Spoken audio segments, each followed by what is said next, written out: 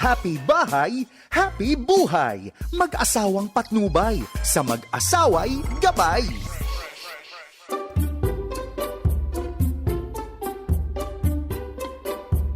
Honey, you want to transfer to her table? Huh? What did I do? Para hindi ka na mapagod. Kasi mula dumating tayo kanina, lingon ka ng lingon sa girl in the blue hat. Honey, I don't know what you're talking about, ha? That's a false accusation. Wali ka pa? Ikaw nga, honey. Last night, nakita ko yung crush mo before trying to connect to your FB. Oh, I did not accept his friend request, ha? But that's tempting and I know you're struggling. Hay nako, Bong. Stop changing the topic, ano? Guilty ka lang talaga. Others say that when guys get jealous, it's kinda cute. Pero kapag si Mrs. na raw ang nagselos, be ready. World War III is about to start. Jealousy, is there a cure? Yan po ang ating pag-uusapan today dito sa Happy Bahay, Happy Buhay. Samahan niyo po kami sa isang episode kung saan lahat tayo makaka-relate. Jealousy in marriage is fear of their spouse leaving or being taken away. It is normal to feel jealous and, honey, most of us at one point have experienced it. For me, honey, a little bit of jealousy in a healthy relationship is just fine.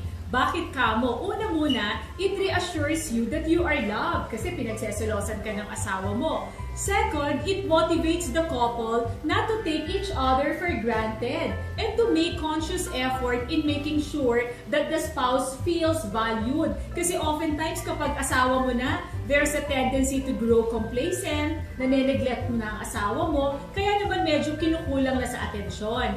And last, sabi nila, honey, jealousy raw in marriage heightens emotions, thus making intimacy more passionate. Natatandaan mo, honey, every time na magseselosan tayo, ano ang kasunod? Intense and passionate intimacy. So in small, manageable doses, jealousy can be a positive force in marriage. Pero Claire, ha, you have to take note. When jealousy becomes intense, becomes irrational and excessive, it can damage your entire marriage and it will cascade, of course, definitely down to your children. Unhealthy jealousy is rooted in so many things like mababang self-esteem, insecurity, possessiveness, and control. If you will not address this, your marriage and your family are at stake, for the jealous spouse could wreak anger and violence. Hindi ito dapat, honey, minamaliit. Dapat ito bigyan mo ng pansin. Otherwise, paulit-ulit lang yan mangyayari at paglalaroan kayo ng enemy. That is right, Paul. I believe that that kind of jealousy destroys trust in your marriage and it could lead to further arguments. Ito yung tinatawag na snowball effect. Nagsimula lang ang awayan sa simpleng selosan and then nagsanga-sanga na, nanganak na yung problema at issues. So dapat iwasan natin yan. And I could just imagine, honey, the dilemma nung asawa na nagseselos. Sabi mo nga, he or she could suffer from low self-esteem, depression, insecurity, and later on, insomnia. Kasi hindi na siya makatulog sa kakaisip, pinalitan na ba ako ng asawa ko? Mahal pa ba ako ng asawa ko? Meron na ba siyang iba? So what is the cure for jealousy in marriage? Is there a pill or a potion that when you pop it, okay ka na? Pabili ako ng potion na yan, ha? Bigyan kita 24 tablets in a day. Sige.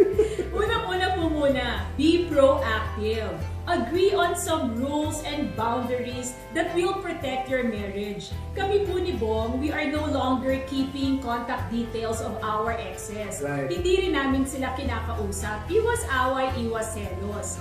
And also, we limit our physical contact with flirtatious people, yung mga people who are preying on us. Mga friends, office mates, staff, and maging sa church naman po, we know the ethics that we are not supposed to cancel the opposite sex. Yun yung mga ibang rules namin ni Bo. You can come up with your own rules. That's right. Number 2, get to the root of jealousy.